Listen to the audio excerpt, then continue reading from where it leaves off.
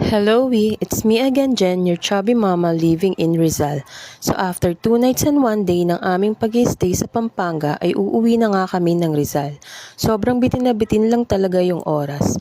Pakiramdam ko nga ay parang ilang oras lang kaming nawala sa bahay.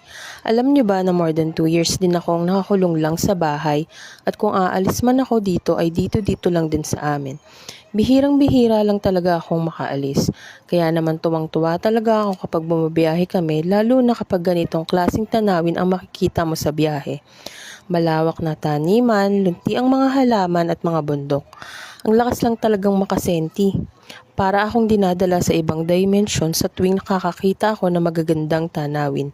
Ang sarap lang din mangarap habang nakatanaw sa malayo.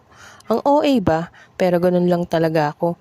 Mahilig lang talaga akong mag-daydreaming, lalo na kapag nakakakita ako ng malalawak na lupain. Sinasabi ko nga minsan